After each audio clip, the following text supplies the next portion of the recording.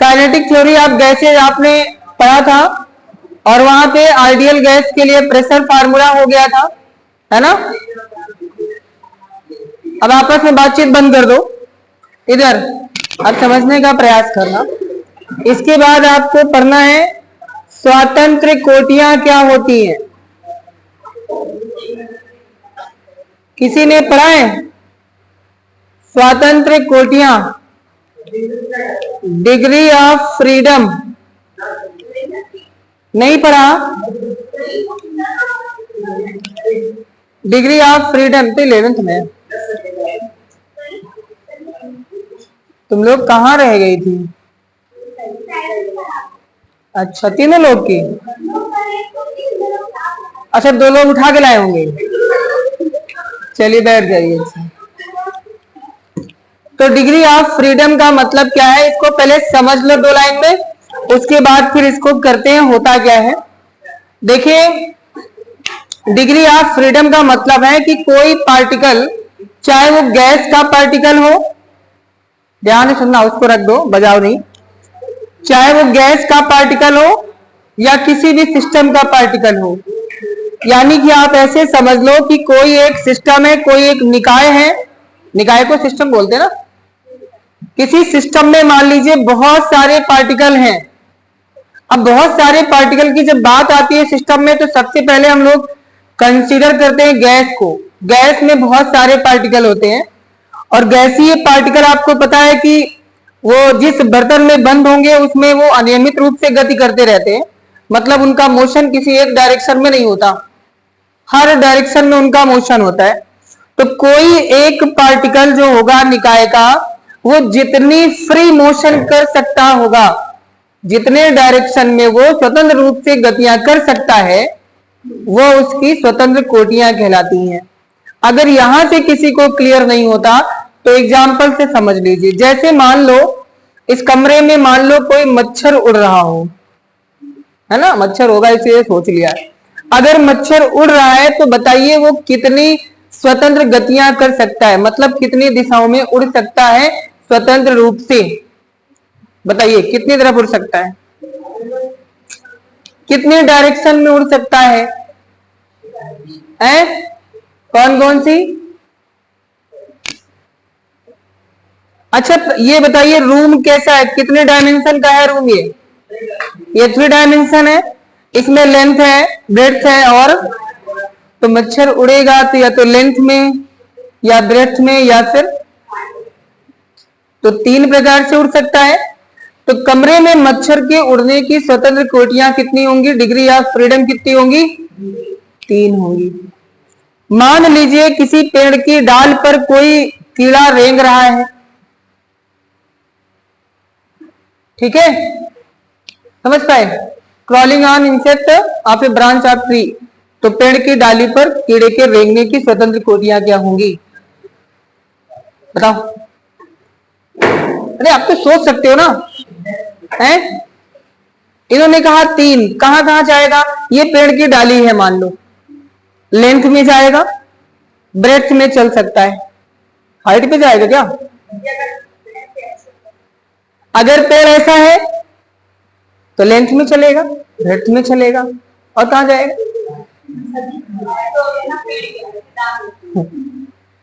भैया हमने कहा पेड़ की डाली पर चल रहा है, पेड़ की डाली ऐसे हो या फिर ऐसे हो, किसी भी डायरेक्शन में हो, एक डाली को कंसीडर करके चलना है।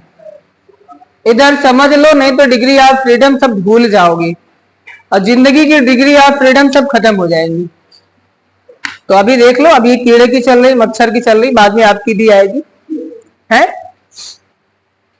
और किसी को मान लो आसमान में कोई पक्षी उड़ रहा है, तो चिड़िया के आसमान में उड़ने की स्वतंत्र कोटियां कितनी होंगी? 3 होंगी। भला आसमान 3D है, क्यों? क्योंकि जब उड़ेगा तो आपको पता है कि अर्थ के अराउंड उड़ेगा, और अर्थ कैसा है, 2D है कि 3D है? स्फेरिकल है, स्फीयर क्या है, 3D है। तो वहां पे डिग्री ऑफ फ्रीडम चिड़िया के उड़ने कितनी होंगी? 3। इनको याद रखना। अब मैंने तो आपको 2-3 एग्जाम्पल दिए, एग्जाम में हो सकता है किसी का पूछ लिया जाए, जरूरी नहीं कि इन्हीं का पूछेगा, किसी का भी पूछेगा। मान लो मेज पर कोई कीड़ा चल रहा है तो उसके चलने की स्वतंत्र कोटियां कितनी होंगी मेज पर, क्योंकि मेज 2D है ना, लेंथ होती है और ब्रेड्थ होती है। अच्छा, अब मेरे ख्याल से पहचान लोगे। अब कैसे पहचान लोगे? चाहे कीड़ा हो, बंदर हो, जानवर हो, कुछ भी हो, बस आपको देखना है कि जहां वो चलेगा, जहां वो उड़ेगा, वो कैसा है, उसका शेप क्या है। शेप पर ही तो डिपेंड करेगा, आकार पर डिपेंड करेगा। जहां चल रहा है, मेज पर चल रहा है तो मेज के आकार पर डिपेंड करेगा। मेज कैसी रेक्टेंगुलर शेप में, उसमें लंबाई चौड़ाई होती है, तो लंबाई चौड़ाई में वो चल सकता है तो उसकी चलने की स्वतंत्र कोटियां कितनी होंगी? 2 हो जाएंगी। ऐसे किसी का भी निकाल लोगे। तो स्वतंत्र कोटियों का मतलब क्या हो गया? किसी निकाय, निकाय मतलब सिस्टम हो गया, किसी निकाय में कण,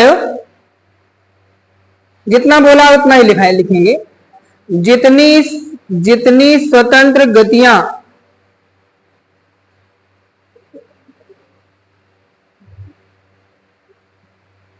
कर सकता है, किसी निकाय में कण जितनी स्वतंत्र गतियां कर सकता है वो क्या होंगी? वे स्वतंत्र कोटियां होंगी। एग्जाम्पल अपने आप 2-3 लिख सकते हो, हमने आपको बता दिए हैं, कोई भी लिख सकते हो।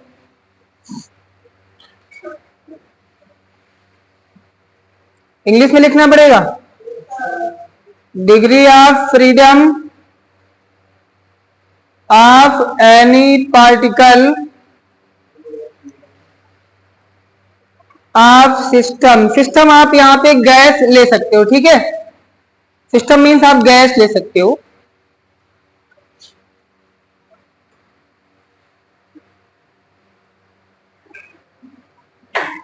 which have freely motion, which have doing freely motion in that system,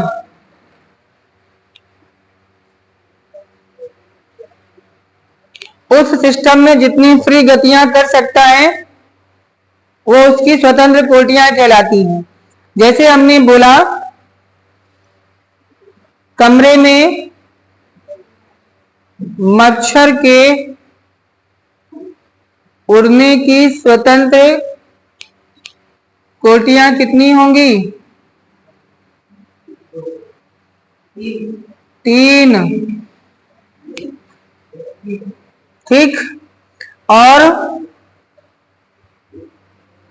आकाश में पक्षी के उड़ने की कितनी होंगी? और तार पर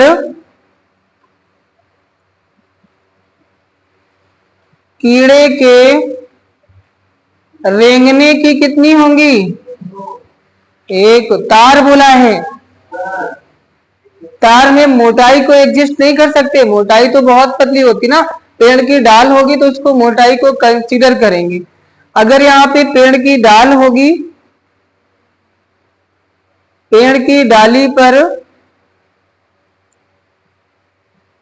कीड़े की स्वतंत्र कोटियां कितनी? 2। ऐसे और लिख सकते जो भी आपकी इच्छा करे। अच्छा, ये हमने ले लिया है किसी पार्टिकल की, किसी इंसेक्ट की। अब हम बात करते हैं इसमें गैसियस मॉलिक्यूल की बात करते हैं। यहाँ पे सिस्टम में हमने किसी कण यानी गैस पार्टिकल की बात की है, तो स्वतंत्र कोटियों के आधार पर, स्वतंत्र गतियों के आधार पर गैसें जो होती है वो 3 टाइप की होती है, बताया था।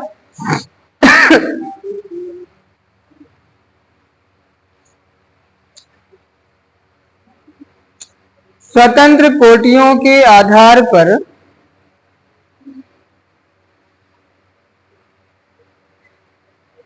स्वतंत्र कोटियों के आधार पर गैसें या गैसों के प्रकार।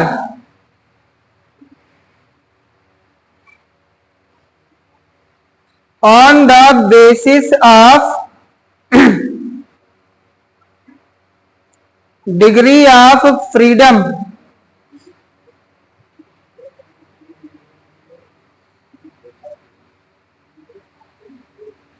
तो गैस के डिग्री ऑफ फ्रीडम के आधार पर कितने प्रकार होंगी?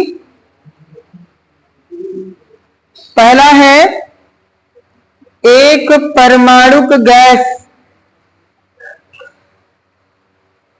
एक परमाणु, देखो नाम से मालूम, जिसमें केवल एक एटम होगा, केवल एक परमाणु होगा, वो आपकी एक परमाणु गैसें होंगी, जिसको इंग्लिश में बोलते हैं mono atomic. Mono atomic gas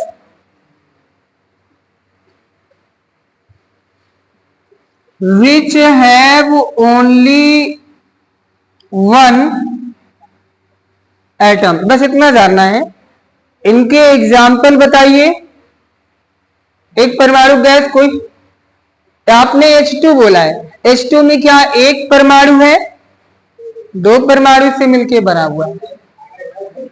इन्होंने कहा हाइड्रोजन और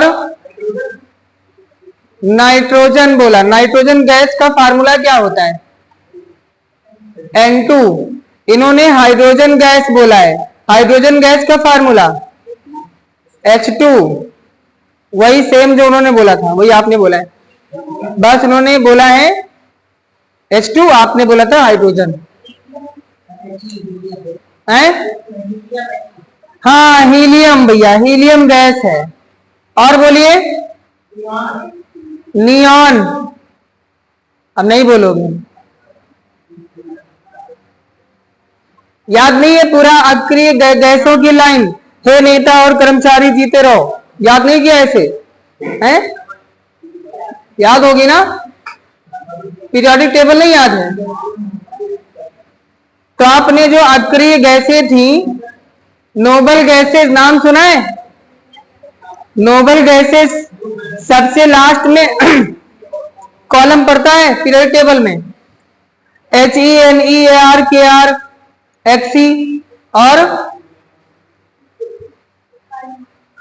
हम लोगों ने याद किया था हे नेता और कर्मचारी जीते रहो, ऐसे याद रखो। बोलोगे नहीं, है ना? है नहीं, बता दिए भैया आप ऐसे याद कर सकते हो, नहीं लोग भूल जाते हैं ना ऐसे सब। देखो आपने भी याद की होंगी, जैसे एस ब्लॉक तो याद कर लेते हो, उधर है फिर पी ब्लॉक, उसके सारे एलिमेंट याद नहीं कर पाते हो, फिर डी ब्लॉक, तो कुछ ट्रिक से याद की होंगी ना आपने, याद नहीं है? गजब करते हो। अच्छा एस ब्लॉक का जो पहला आवर्त से बताइए, उसके एलिमेंट कौन से होते हैं?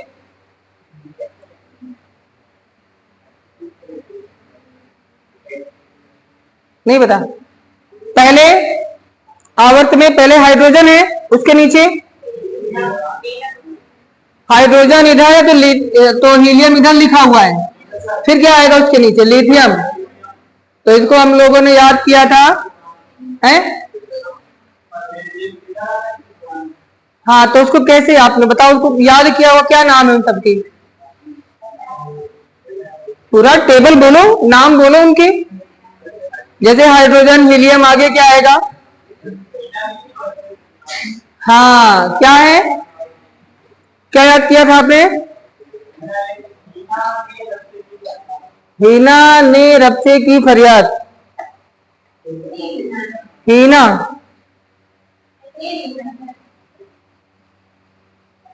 ठीक है बनेगा। हमने ऐसे याद किया था कि हाइड्रोजन को हमने हटा दिया था, क्योंकि हाइड्रोजन को आवारा तत्व भी बोलते हैं, उसका कोई स्थान फिक्स नहीं है, तो उसको हमने हटा दिया था। हमने कहा आवारा है तो पता नहीं कब कहाँ चला जाए। तो फिर उसके बाद बचा लीना बचा ना, LI से, तो याद किया था लीना कपूर रायबरेली से फरार, है ना? तो ऐसे याद कर सकते हो, सबकी ट्रिक है, ऐसे बना के देखो। आपको याद करना है, खुद से बनाइए अपने आप जो आपको अच्छा लगे, कुल मिला के आपको याद करना है। है ना, ऐसे पूरी याद कर सकते हो। चलिए ठीक है, आपको मालूम हो गया एक परमाणु गैस जिनमें ओनली वन एटम होगा, वो कौन सी होंगी, एक परमाणु गैस।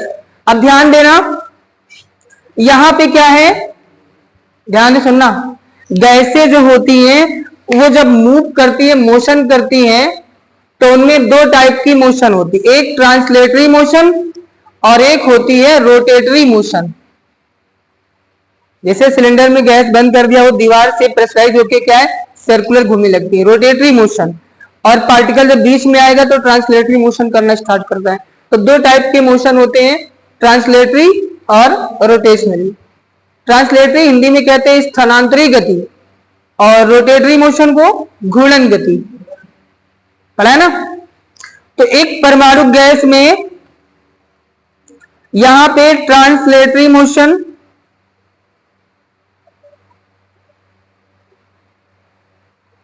मीन्स स्थानांतरीय गति कितनी इसमें होंगी, तो आपको नहीं पता है भैया, 3 होंगी। क्यों, क्योंकि आपने कहा गैस है, उसमें 3D बॉडी में मूव करेगा, 3 डायमेंशनल। इसके बाद रोटेशनल मोशन या रोटेशनल मोशन कह सकते हो।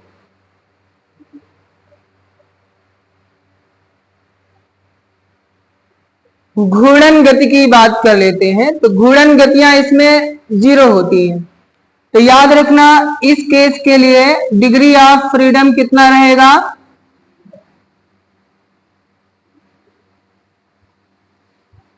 इन दोनों को मिला के जितनी स्वतंत्र गतियां कर सकता उनको मिला के डिग्री ऑफ फ्रीडम होती है। ऊपर बता चुके ना, कितनी है टोटल, 3 हो गई। तो याद रखना, डिग्री ऑफ फ्रीडम एक परमाणु गैस के लिए 3। भैया स्वतंत्र कोटियों को F से लिखते हैं, ठीक है, डिग्री ऑफ फ्रीडम को F से इंडिकेट किया जाएगा, जहां भी आएगा F समझ जाना वहां डिग्री ऑफ फ्रीडम रखना है। इसके बाद हम बात करेंगे द्विपरमाणु गैस यानी डायटॉमिक गैसेज की बात करेंगे।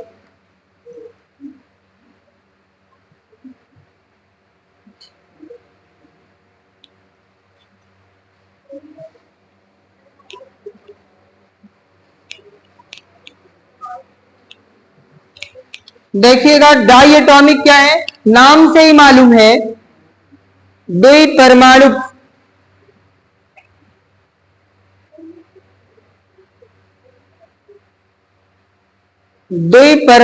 Gas.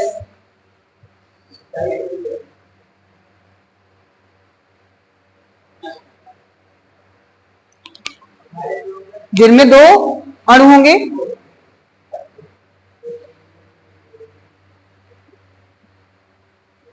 which have only 2 atom.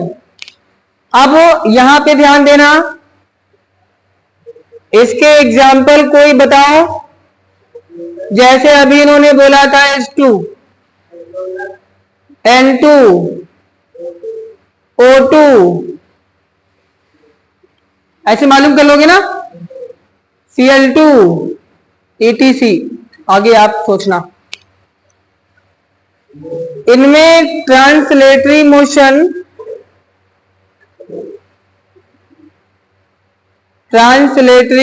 Means स्थानांतरीय,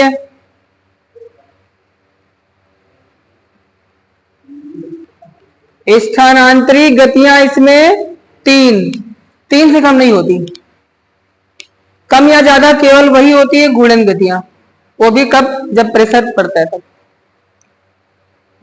दूसरा कौन सा बोला है, भोले, रोटेशनल मोशन यानी कि घूर्णन गति। कितनी इसमें होंगी, 2। टोटल बताइए कितना हो गया, F इज इक्वल टू, तो डिग्री ऑफ फ्रीडम याद रखना, द्विपरमाणु गैस के लिए कितना होगा, 5, जिनमें 3 स्थानांतरी गतियां होंगी और 2 घूर्णन गतियां होंगी। इसके बाद हम बात करते हैं बहुपरमाणु।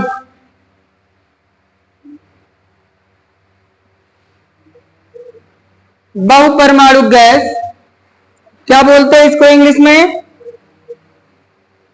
बोलो है? Mono poly atomic gas. किसी ने और कुछ भी बोला है, कुछ और यही से यही बोला था क्या? किसी ने और कुछ बोला था। इसको पॉली एटॉमिक या ट्राई एटॉमिक भी बोलते हैं। ट्राई इसलिए क्योंकि इसमें 3 मेन होते हैं एटम। तो हम ट्राई लिख दे, कोई दिक्कत नहीं होगी। ट्राई एटॉमिक गैस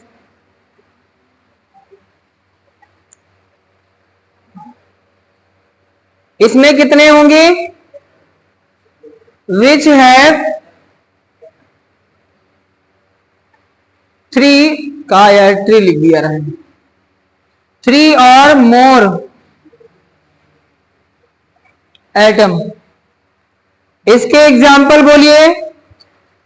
जैसे H2O, H2O गैस है ना, वाटर भी होता है, H2O आइस भी होता है, सब होता है। फिलहाल फिर भी यहां पे हम गैस की बात कर रहे हैं, जो भाप बनती है ना, H2O। और H2S हाइड्रोजन सल्फाइड, और CO2 कार्बन डाइऑक्साइड, ये सभी क्या है? ये बहु परमाणु गैसें, ट्राइटॉमिक गैसेस हैं, या आप पॉलीएटॉमिक कह सकते हो। इसमें भैया याद रखना, ट्रांसलेटरी मोशन यानी स्थानांतरीय गति कितनी होती है? 3। बोला था कि 3 से कम नहीं होगी। रोटेशनल मोशन, वैसे इनकी जरूरत नहीं लेकिन लिख देते हैं, मान लो आपको कहीं पे किसी ने पूछ लिया तो याद होना चाहिए। तो डिग्री ऑफ फ्रीडम कितना? याद रखिएगा भैया, डिग्री ऑफ फ्रीडम 6। पहले वाले मोनोएटॉमिक में 3, डायटॉमिक में 5 और ट्राइटॉमिक में 6। और इनकी दोनों टाइप की जो मोशन है वो भी याद रखिएगा। अच्छा, जो मोशन है गैस की नहीं, एक अणु की, जो एक अणु कितने टाइप से फ्री में मोशन कर सकता है, उसकी डायरेक्शन है, नोट कर लीजिए। अभी कितने लोग आए थे? 2 लोग, ठीक।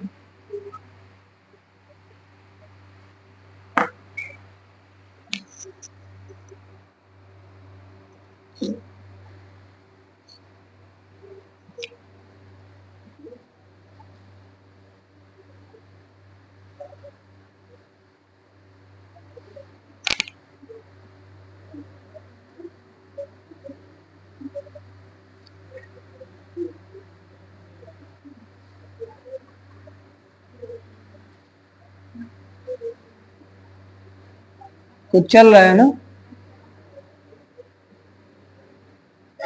कुछ तो चल रहा है। तुम लोग आपस में बात कर लेते हो हैं?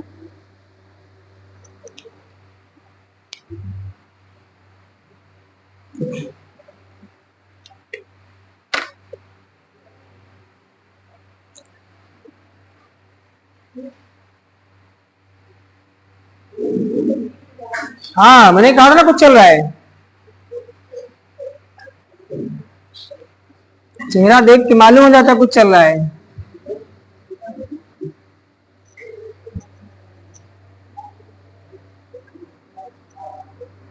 थूकने गए थे।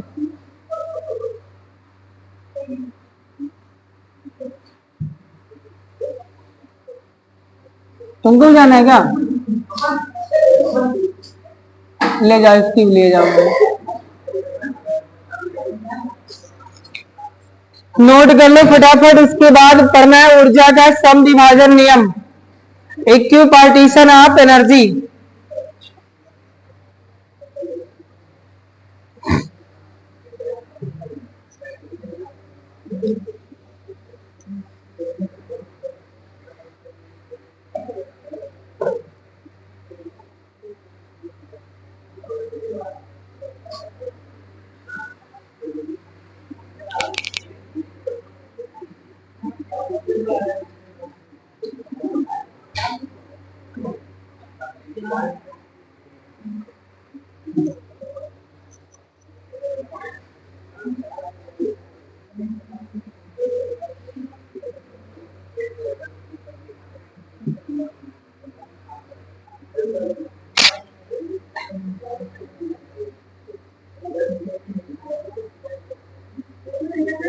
नहीं नहीं, तुम खाओ।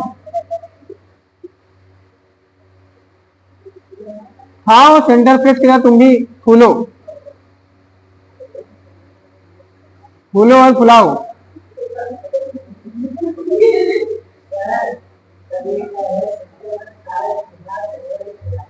दिमाग क्या होता है? चपक जाता है, कचरा निकल जाता है। सबको खिलाया करो तुम, सबको खिलाओ, इसको खिलाया करो। कोई दिक्कत है क्या? सर दर्द हो रहा है, मिटाया जाए।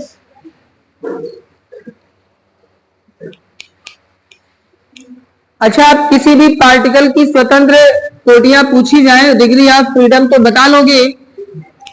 किसी भी टाइप की गैस की पूछी जाएगी तो बता पाओगे? अगर हम अमोनिया की पूछे, बताइए कितनी होगी डिग्री ऑफ फ्रीडम? पहले तो अमोनिया का फार्मूला बताइए, अमोनिया गैस का, अब उसकी डिग्री ऑफ फ्रीडम।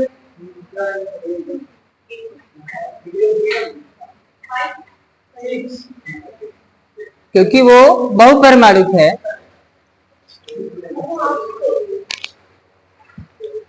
पहचान नहीं पाती अभी, अभी तुम्हारे दिमाग का कचरा नहीं निकला है ना? अभी तुम दो चार और खाओ। देखो, ऊर्जा का समविभाजन नियम,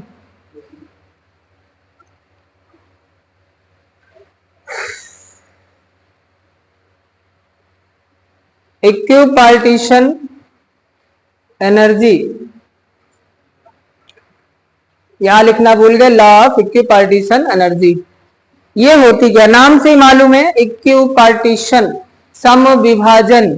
सम मतलब बराबर, विभाजन मतलब बांटना, और ऊर्जा एनर्जी की बात हो रही, यानी ऊर्जा का क्या करना है, बराबर बराबर विभाजन करना है। किसमें करना है?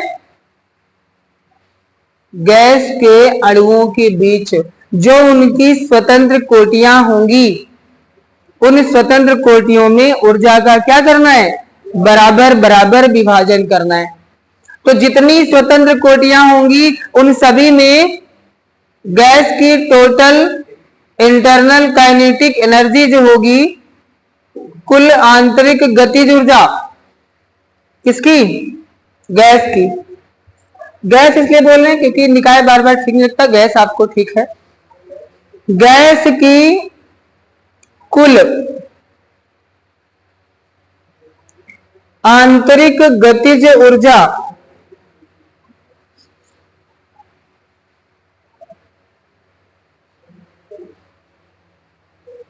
उसके सभी स्वतंत्र कोटियों में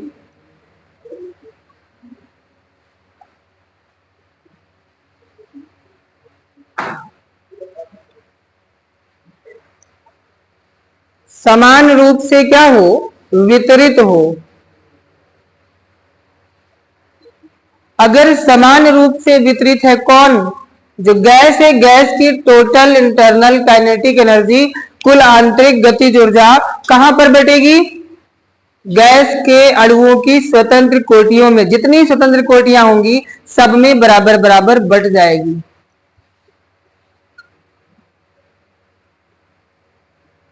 तो ये हमारा हो जाएगा ऊर्जा का समविभाजन नियम। इसमें एक फार्मूला दिया गया है, अगर मान लीजिए यदि परम ताप, किसका? गैस का, एब्सोल्यूट टेम्परेचर, यदि परम ताप कैपिटल टी तथा साम्यावस्था, साम्यावस्था यानी इक्विलिब्रियम स्टेट की बात कर रहे हैं, साम्यावस्था में गैस के गैस की प्रति कण औसत आंतरिक गतिज ऊर्जा जो होगी ये होती है हाफ के इंटू टी। के क्या है? बोल्ट्जमान कांस्टेंट है और टी क्या है? परम ताप, एब्सोल्यूट टेम्परेचर। एब्सोल्यूट टेम्परेचर होता कितना है? परम शून्य ताप, एब्सोल्यूट जीरो टेम्परेचर कितना होता है? नहीं, बता रखा है, लिखवाया भी पीछे।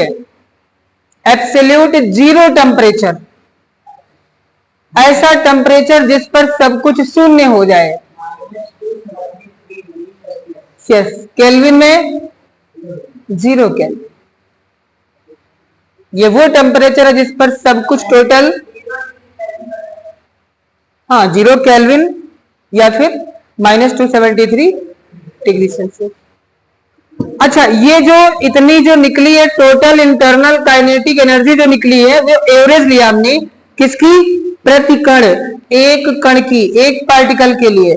और जितने कण होंगे यानी कण की जितनी टोटल स्वतंत्र कोटियां होंगी,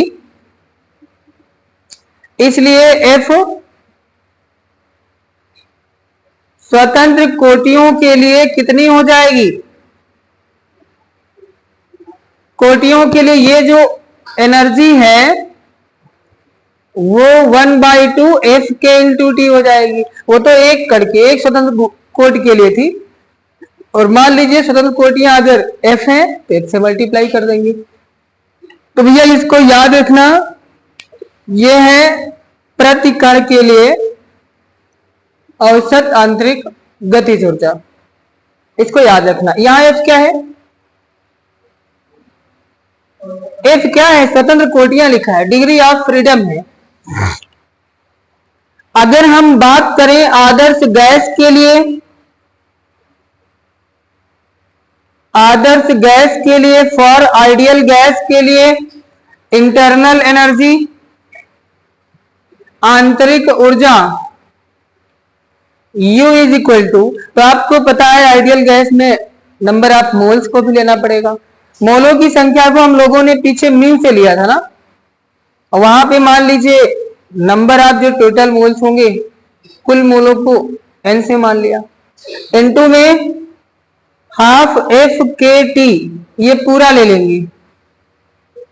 ये एक कण के लिए था, जितने कण होंगे उससे मल्टीप्लाई कर दिया। अब यहां से मालूम रखिए आप 1/2 म्यू एन के टी। अब ये जो n और k है इसी को गैस नियतांक R भी कहते हैं, RT बन जाएगा। तो यहां याद रखना ये R हमने किसको लिखा है? n और k को। ये केमिस्ट्री में बहुत जगह यूज हुआ होगा। तो ये हो गया भैया। अब हम इतना हो गया, औसत आंतरिक गतिज ऊर्जा निकाल चुके हैं, डिग्री ऑफ फ्रीडम से रिलेटेड भी हो गई, आइडियल गैस के लिए जो इंटरनल एनर्जी होगी वो हमने लिख लिया, तीनों प्रकार की गैसेज हो गई हैं। अब पढ़ना है specific heat, molar specific heat, constant pressure और कांस्टेंट वॉल्यूम पर।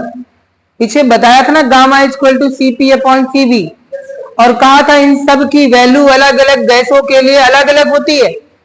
आज इन सब को निकालना है, खत्म करना है आज इसको यहां से, और पेपर में डायरेक्ट क्वेश्चन इसका आएगा, सॉल्व वॉल्व नहीं करना पड़ेगा, हम निकाल के आपको सब दे देंगे, बस केवल आपको याद रखना है। अगर याद ना कर पाओ तो फार्मूला है आपके पास, फार्मूले से याद करके निकाल लीजिएगा। लेकिन उसके लिए क्या है? अच्छा बताइए, डिग्री ऑफ फ्रीडम सभी गैसों के लिए याद रख पाओगे? एक परमाणु गैस के लिए कितना?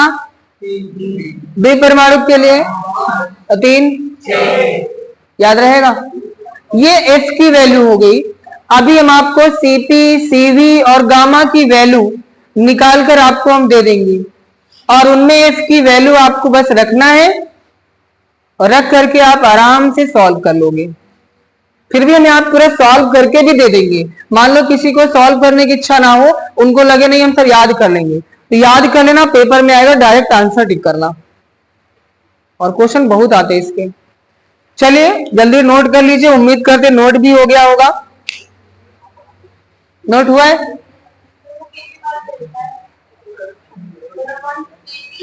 केटी किसकी? बोल्ट्जमान कांस्टेंट, बोल्ट्जमान नियतांक लिखा है, बोल्ट्जमान कांस्टेंट बोलते हैं ना।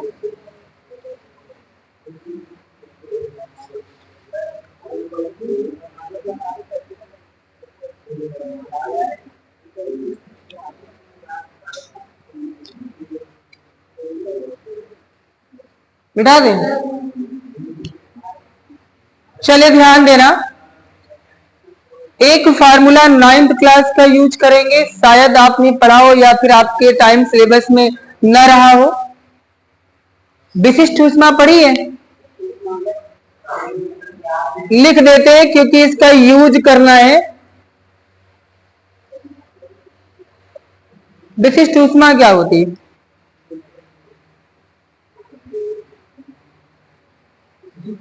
नहीं मालूम। किसी पदार्थ का ताप 1 डिग्री सेल्सियस बढ़ाने के लिए जो ऊष्मा की जरूरत पड़ती है, याद रहेगा? आपको ये तो पता है ना कि ऊष्मा देने से टेम्परेचर, तो हमने क्या बोला है, 1 डिग्री सेल्सियस टेम्परेचर बढ़ाने के लिए जितनी हीट की रिक्वायरमेंट होगी वही क्या होगी? तो ये होती है हमारे पास स्पेसिफिक हीट की बात कर लेते हैं। स्पेसिफिक हीट, इसको C से रिप्रेजेंट करते हैं। Q जो होता है, जो हम हीट देते हैं किसी भी सब्सटेंस को, किसी पदार्थ को, तो ध्यान देना हम इकट्ठा लिख देंगे। किसी पदार्थ को दी गई जो टोटल हीट होगी Q is directly proportional to M। Substance का, पदार्थ का जितना द्रव्यमान होगा उतनी ही ज्यादा ऊष्मा देनी पड़ेगी, और जितनी ऊष्मा दोगे उतना ही टाइम भी लगेगा। M into delta T, change in temperature. अगर यहां से प्रोपोर्शनल साइन हटाओगे तो कांस्टेंट आएगा। कांस्टेंट यहां दिया गया C, तो हो जाएगा Q is equal to M C into delta T. यहां से C इज इक्वल टू क्या होगा, Q upon M into delta T बनेगा, हो जाएगा ना। यही जो स्पेसिफिक हीट C निकली है, इसी से हम निकालेंगे, अभी जो डेरिवेशन करने जा रहे हैं, स्पेसिफिक हीट निकालना है एट कांस्टेंट प्रेशर और कांस्टेंट वॉल्यूम पर, Cp और Cv की वैल्यू इसी से निकलना है, इसलिए मैंने थोड़ा सा बता दिया इसको। यूनिट क्या होगी, बनाओगे इसकी यूनिट क्या होगी बताइए, क्योंकि यूनिट क्या होगी नहीं बताओगे, कैलोरी ऊष्मा है ना, M की नहीं बताओगे, और delta T degree Celsius, time नहीं भैया, तब चेंज इन टेम्परेचर। हो गया इतना। चलिए अब हम बात कर लेते हैं जिसका नाम है, और 11th क्लास के लिए बहुत इंपॉर्टेंट है, उसको आप तैयार कर लीजिएगा, पेपर में भी बहुत पूछता है। तो हेडिंग है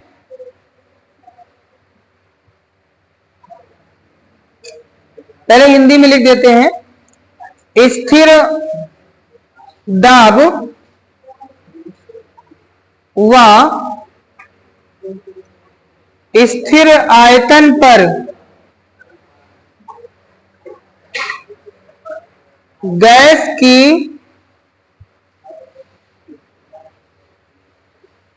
विशिष्ट ऊष्माओं में अंतर निकालना है। इसी को भैया बोलते हैं मेयर का सूत्र। इस नाम से एग्जाम में आपको बहुत पूछता हुआ मिलेगा। तो होगा क्या, अच्छा ये जो स्थिर दाब व स्थिर आयतन पर गैस की है ना, ये ग्राम अणुक होती है। यहां लिखा नहीं है, लिख देना भैया, यहां जोड़ देते हैं। ग्राम अणुक विशिष्ट ऊष्माओं में अंतर है। इंग्लिश में क्या होगा, difference in gram molecular specific heat at constant pressure and volume. ये हमें करना है, निकालना क्या है, ब्रैकेट में लिख देते हैं Cp माइनस Cv, इसकी वैल्यू बतानी है। यही तो है ना क्वेश्चन में, specific heat at constant pressure और specific heat at constant volume, दोनों का डिफरेंस पूछा है, अंतर पूछा है, कितना होगा इसको निकालना है। किया जाए तो भैया आपको पता है वी नो दैट, है ना, वी नो दैट, चाहे वी नो दैट कह दो, वी नो दैट नहीं, यू नो दैट कह दो, सिर्फ आपको पता है हमको नहीं पता, है ना। कह रहे हाँ ये लिखो यू नो दैट। हम जानते हैं कि यहां लिख देते हैं according to first law of thermodynamics. लालती बताइयो फर्स्ट लॉ ऑफ थर्मोडायनेमिक्स कही दो, यह का है हमारे साथ ही अत्याचार हुआ रहा है, बताओ। फर्स्ट लॉ ऑफ थर्मोडायनेमिक्स ऊष्मागतिकी का पहला नियम क्या था, कही दो, खाली पढ़ाओ, पूछो ना बस।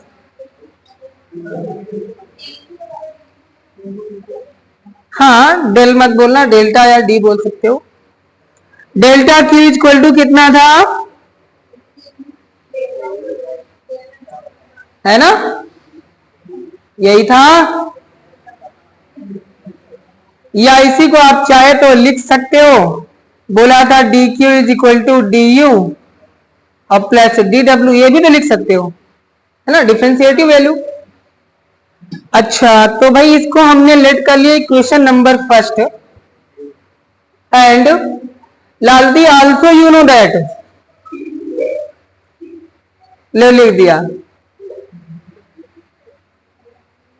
अब तुम ये भी जानती हो कि D W is equal to P dot DV भी होता है, या delta W is equal to P dot delta भी होता है। लो इक्वेशन नंबर हो गया सेकेंड, और नहीं मानना इसको उठा के रख दो पहले में, पुट इन फर्स्ट। तो D Q is equal to क्या बनेगा, D U plus D W के प्लेस पे पी डॉट डीवी हो गया। इक्वेशन नंबर सेकेंड, आगे ध्यान देना, इसमें हर एक स्टेप का अपना एक मतलब है। ये फर्स्ट लॉ ऑफ थर्मोडायनेमिक्स है, यहाँ पे D W equal to P dot DV, ये भी फार्मूला काम का है, ये बन गया, ये भी काम का है।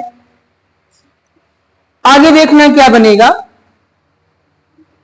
अब हम करते हैं, अगर मान लो गैस का दाब स्थिर मान लें, अगर हम गैस का दाब स्थिर मान लें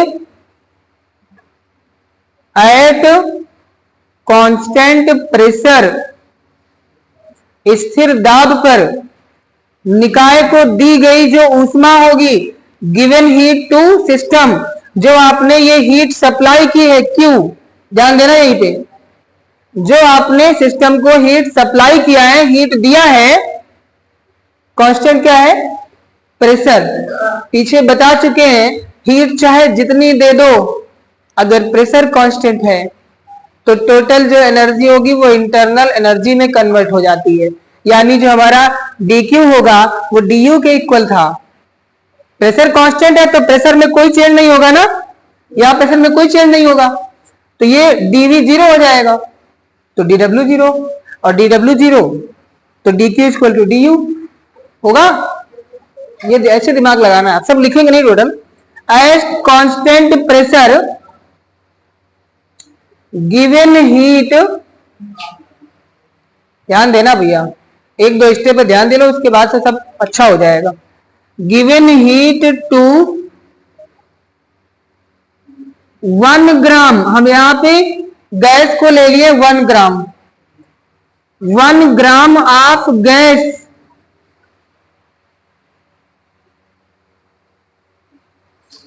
एट dt टेम्परेचर कर लेते हैं,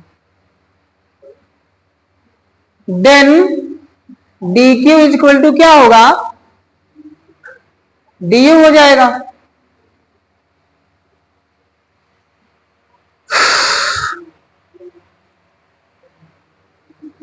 तो यहां पे इससे निकालना है भैया, इस फार्मूले से, तो dq इज इक्वल टू, यही डायरेक्ट लिखते हैं, वो du होगा, आपको पता है, हमको जो रखना है वो हम निकाल रहे हैं अपना। कितना हो जाएगा, m कितना है, 1 ग्राम है, तो 1 हो गया। c के प्लेस पे, c तो विशिष्ट ऊष्मा है, p क्यों लगाया, क्योंकि प्रेशर कांस्टेंट है, ताकि मालूम पड़ेगा कि ये स्पेसिफिक हीट किसके लिए है, कांस्टेंट प्रेशर पर है। और इनटू में डेल्टा टी हमारा टेम्परेचर कितना हो जाएगा, dt, ये dt टेम्परेचर। तो 1 लिखने से कोई मतलब नहीं है, इक्वेशन नंबर हो गया 3rd। ठीक है, अगला देखो,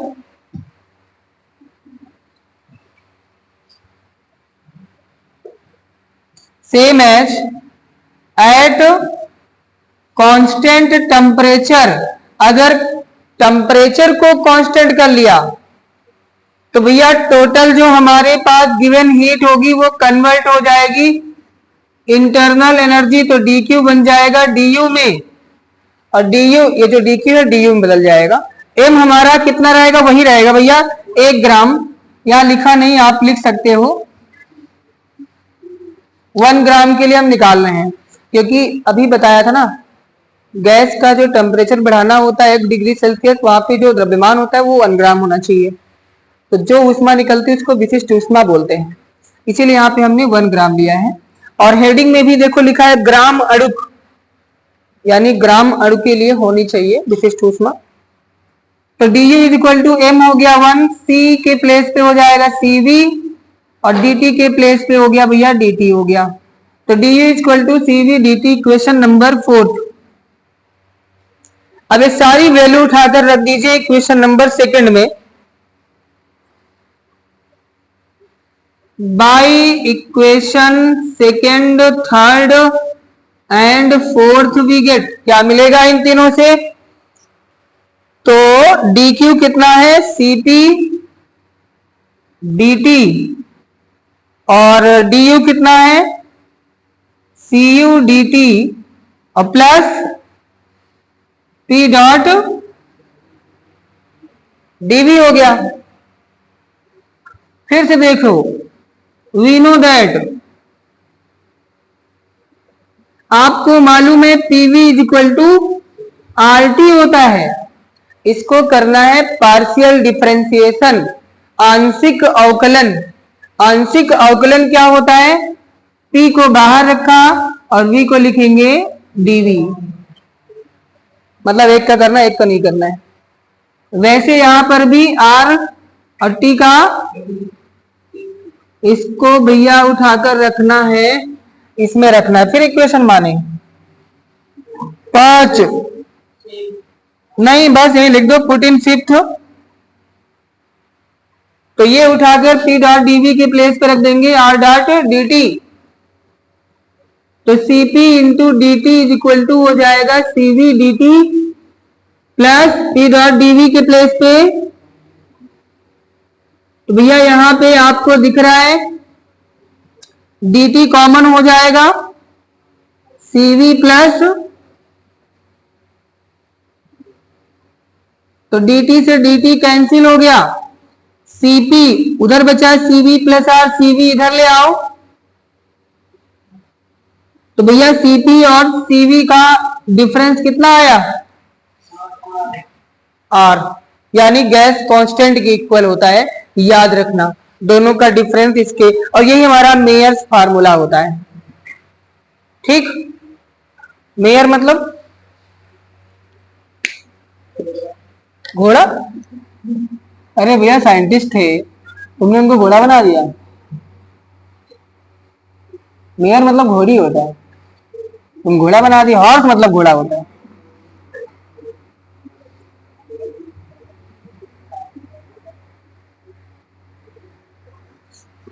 समझ गए होंगे डेरिवेशन ये भैया, तैयार कर डालना, 11th क्लास के बहुत इंपॉर्टेंट है।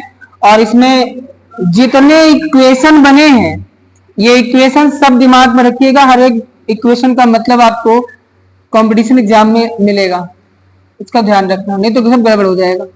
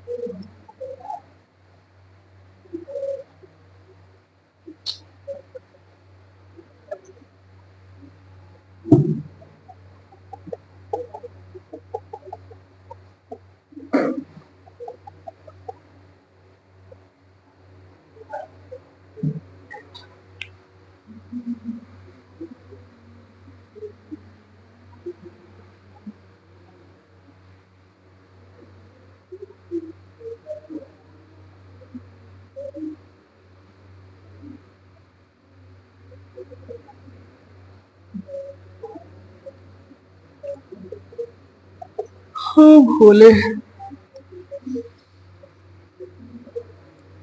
हो गया।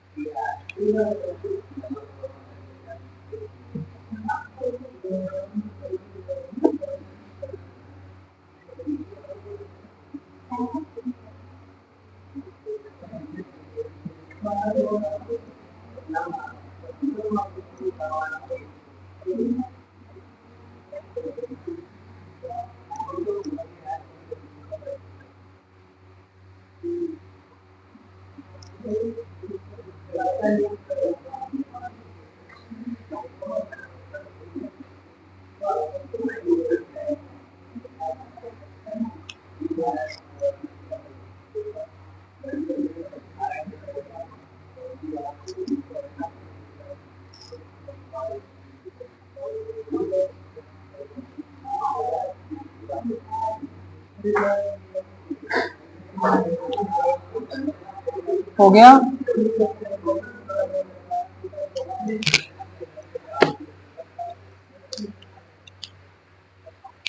अब ध्यान देना,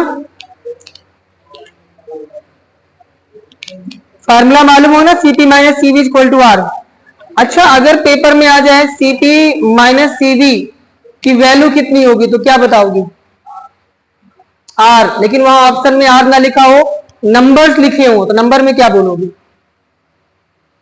आर की वैल्यू कितनी होती है? 8.31 जूल पर मोल केल्विन होती है। गैस कांस्टेंट की वैल्यू होती है इतनी।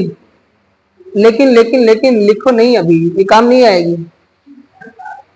ये फार्मूला कहता है Cp माइनस सीवी, ये विशिष्ट ऊष्मा है, इनकी यूनिट होती है कैलोरी पर मोल केल्विन, और आर की वैल्यू होती है, आर की जो यूनिट है वो जूल पर मोल केल्विन है। दोनों की सेम होनी चाहिए, तो कन्वर्ट करना है। चलो कन्वर्ट करके देख लो। अच्छा, नोट पॉइंट में लिखवा देते हैं, लिख लो इसको भी।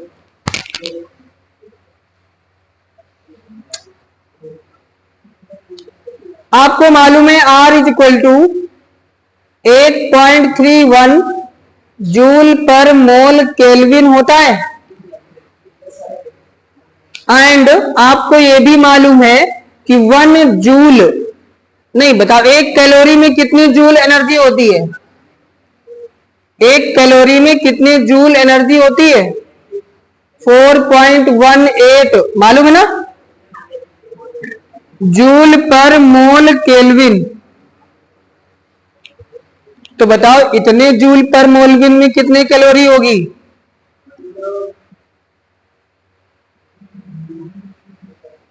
8.31 को डिवाइड कर देंगे 4.18 से, तो 1.99 लगभग आएगा।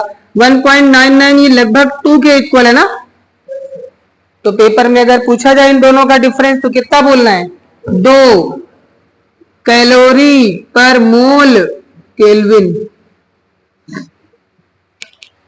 ठीक है, तो याद रखना आर की वैल्यू भैया ये हो गई, इसलिए हम कह सकते हैं Cp minus CV is equal to 1.99 या फिर 2, नियर अबाउट 2। तो दोनों का डिफरेंस आप ये भी कह सकते हो।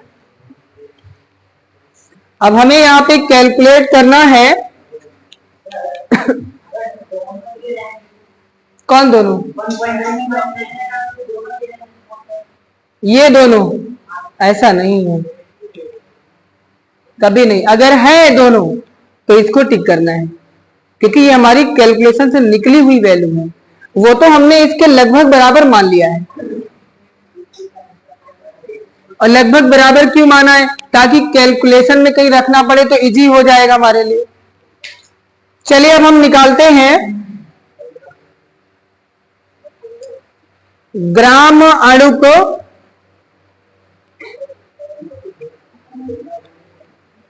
विशिष्ट ऊष्माएं निकालना है, यानी molar specific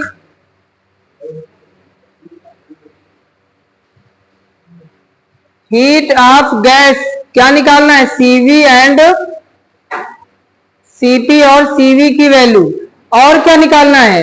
and their ratio, इनका जो अनुपात होता है गामा सीपी अपॉन सीवी, बताया था ना, इसकी भी वैल्यू निकालना है। ये सारी वैल्यू निकालना है हमें। तो देखो भाई, आपको मालूम है कि टोटल इंटरनल एनर्जी जो होती है वो फ्री डिग्री ऑफ फ्रीडम के लिए U इज इक्वल टू, आपने पढ़ा है 1/2 म्यू एफ आर टी, पढ़ा है अभी पीछे पढ़ा था। इसको कर दो differentiation with respect to T, T के सापेक्ष अवकलन करना है, तो U का क्या होगा? du अपॉन, तो टी का टी के रिस्पेक्ट में अवकलन 1, कितना बचेगा? 1/2 mu F, and we know that, कह दो लालती, ये नहीं पीछा छोड़ रहा है ना, वी नो दैट। अभी आपने पढ़ा था D U is equal to, पीछे वाले डेरिवेशन में अभी देखो लिखा है D U is equal to C V into, अब यहां से डी टी को इधर ट्रांसफर कर लो तो क्या मिलेगा भैया, ये दोनों इक्वेशन को देख लो, एक साइड सेम है तो दूसरा साइड सेम हो जाएगा। तो सी वी इज इक्वल टू कितना मिला, म्यू एफ आर मिला। सी वी तो भाई मिल चुका, ये कहां था, अरे ऊपर हाथ में था हमारे। अब निकालना है सीपी, तो आपको मालूम है यहां देखो सीपी इक्वल टू कितना लिखा है, सीवी प्लस आर लिखा है ना, CP is equal to CV plus, CV की वैल्यू है 1/2 mu F R plus R. तो यहां आप आर कॉमन ले लीजिए, 1/2 म्यू आर प्लस 1 इंटू में आर, ये भैया निकल आई सीपी की वैल्यू। एंड गामा क्या होगा, सीपी अपॉन सीवी, सीपी की वैल्यू है 1/2 म्यू, ये क्या है, आर तो यहां कॉमन ले लिया था ना, म्यू एफ प्लस 1 इंटू, और सीवी की वैल्यू क्या है 1/2 म्यू एफ आर, आर से आर कैंसिल हो गया, 1/2 म्यू एफ से अंदर दोनों पार्ट को मल्टीप्लाई कर दो, डिवाइड कर दो, तो 1/2 म्यू एफ पूरा कैंसिल हो जाएगा, क्या आएगा 1, और 1 को इससे डिवाइड करोगे तो 2 उलट कर ऊपर हो जाएगा। तो ये आ गई भैया गामा की वैल्यू। अब इन सब की वैल्यू निकालनी है आपको, monoatomic, diatomic, triatomic gases के लिए, सब के लिए निकालना है। जल्दी करो फटाक से, इसको खत्म करते हैं।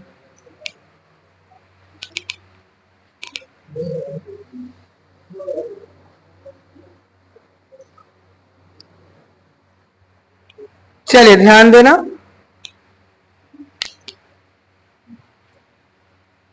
केस नंबर फर्स्ट फॉर, दिख रहा है,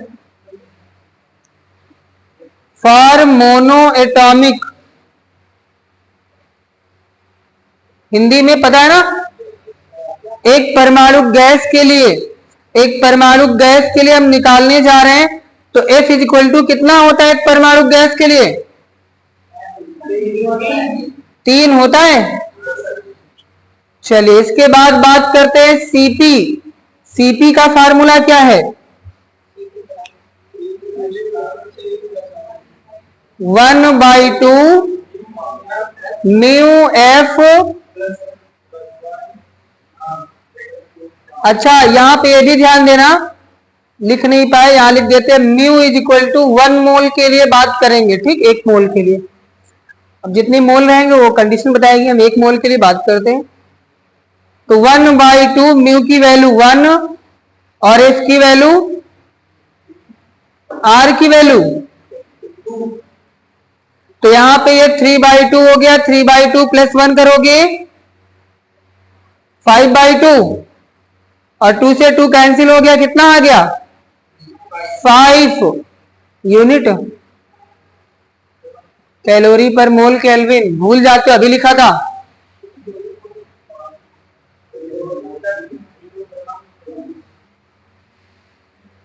तो भैया इसको याद रखना, ये सब चीजें महा मोस्ट इंपॉर्टेंट है, जो एग्जाम में पूछता है तो आप लोग कैलकुलेट करते हो, मैंने बता दिया कैलकुलेट नहीं करना पड़ेगा। अगर किसी को याद ना करना हो तो ये फार्मूले 3 याद रखना, किसी भी गैस के लिए निकालना हो निकाल सकते हो। चलो सीवी की वैल्यू क्या होगी 1/2 म्यू एफ आर, तो 1/2 म्यू की वैल्यू 1, एफ की वैल्यू 3 और आर की वैल्यू 2, 2 से 2 कैंसिल, कितना आया 3, यूनिट लिख लेना, यूनिट में नहीं लिख रहे हैं। गामा की value 1 plus 2 upon mu F, mu का मान नहीं रखते, एफ का मान, इसमें तो आर नहीं है ना, तो कितना आएगा 5/2। यूनिट लिख लेना, वैसे यूनिट नहीं होगी इसकी, क्यों, रेशियो है, सीपी और सीवी दोनों का रेशियो यूनिट सेम होगा, कट जाएगा, कांस्टेंट वैल्यू। अच्छा, ये जैसे हमने निकाला है, ऊपर मिटा देना, जैसे ये निकाला है मोनो एटॉमिक के लिए, वैसे आपको निकालना है diatomic. For diatomic gas के लिए F इज इक्वल टू कितना, और म्यू वही रहेगा 1। तो बताओ CV कितना है, 1/2 म्यू, म्यू मत लिखो, बार बार लिख देते हैं, FR, F की वैल्यू 5 और R की वैल्यू 2 से 2 कैंसिल, कितना आया, यूनिट लिख लेना। CP कितना है, 1/2 FR प्लस 1 इंटू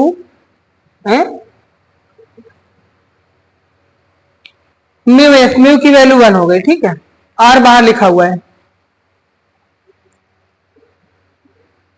तो 1/2 एफ की वैल्यू